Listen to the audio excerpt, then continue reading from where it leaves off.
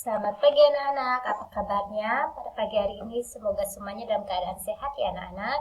Dan sudah bangun pagi, mandi, sarapan, dan mempersiapkan materi yang diberikan oleh Bapak dan Ibu Guru. Jangan lupa untuk selalu mengerjakan tugasnya di rumah ya, dan langsung dikirim ke Google Classroom yang telah Bapak dan Ibu Guru siapkan. Seperti biasa, sebelum kita memulai pembelajaran pada pagi hari ini, terlebih dahulu kita berdoa bersama ya. Demi nama Bapa, Putra, dan Roh Kudus. Amin. Bapa kami yang ada di surga, dimuliakanlah namamu. Datanglah kerajaanmu, jadilah kehendakmu di atas bumi seperti di dalam surga. Berilah kami rezeki pada hari ini, dan ampunilah kesalahan kami, seperti kami pun mengampuni yang bersalah kepada kami.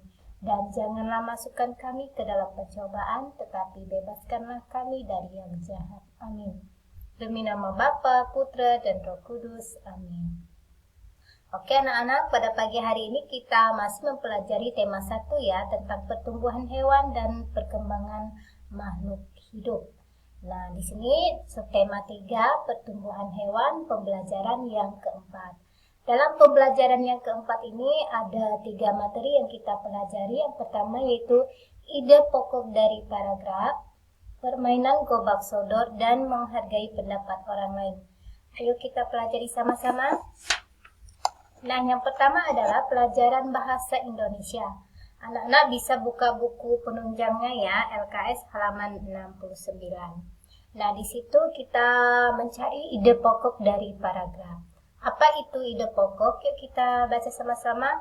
Ide pokok paragraf adalah ide yang mendasari disusunnya sebuah paragraf.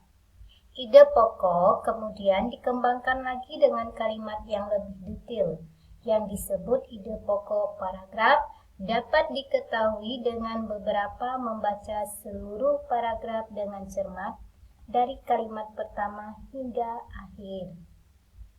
Nah, dalam suatu paragraf, ide pokok biasanya terletak di awal, di tengah, atau di akhir paragraf. Anak-anak bisa di situ lihat. Nah, di sini contohnya ya. Pilihlah salah satu tema berikut ini. Daur hidup nyamuk, daur hidup kupu-kupu, dan daur hidup jangkrik. Nah, di sini kita hanya disuruh membaca dan mencari ide pokoknya. Tapi di sini bukan untuk dikumpulkan, tapi hanya untuk kita pelajari. Ya, apa itu ide pokoknya, di mana ide pokoknya yang terdapat dalam kalimat, apakah di awal, tengah, atau di akhir paragraf. Seperti itu ya anak-anak. Dan sekarang kita lanjut ke pelajaran berikutnya, pelajaran PJOK dengan materinya permainan gobak sodor. Nah, apakah anak-anak pernah bermain gobak sodor? Mungkin ada yang sudah ya, ada yang pernah melakukan dengan temannya di lingkungan rumahnya ataupun dengan saudaranya di rumah. Nah, permainan gobak sodor itu merupakan salah satu permainan tradisional Indonesia.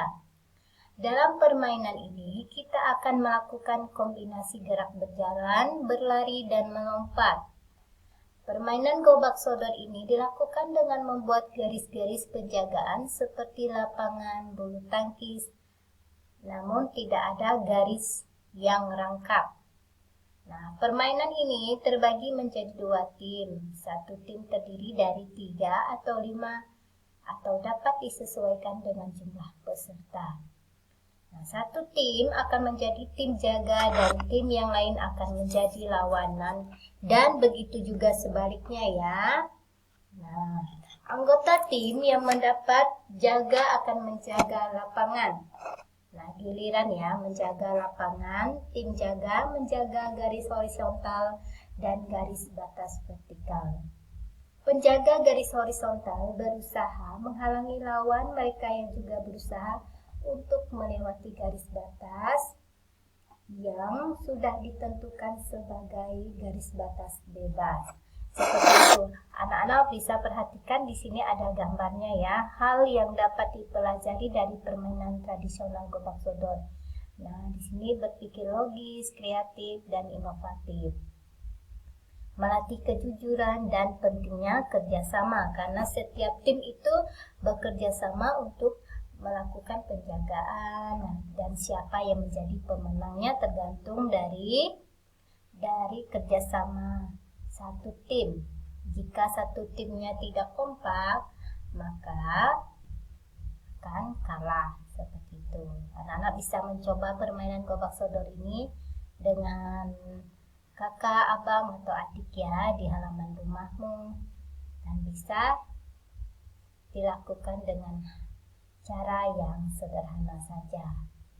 Oke anak-anak, dan sekarang pelajaran PPKN tentang menghargai pendapat orang lain. Tiap orang memiliki hak untuk mengeluarkan pendapatnya. Nah, pendapat tiap orang tidak selalu sama. Untuk itulah kita harus menghargai pendapat orang lain. Menghargai pendapat orang lain dilakukan agar tidak terjadi pertikaian serta menciptakan perdamaian dan persatuan.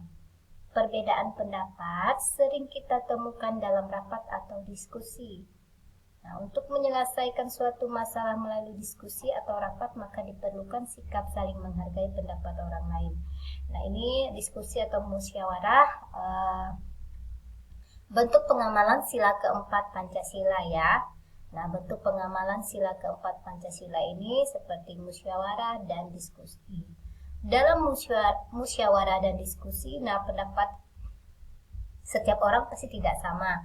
Ada yang pendapatnya berbeda-beda. Nah, dalam pendapatan yang berbeda itu kita harus saling menghargai satu sama lain. Kita tidak boleh memaksakan pendapat kita kepada orang lain ya.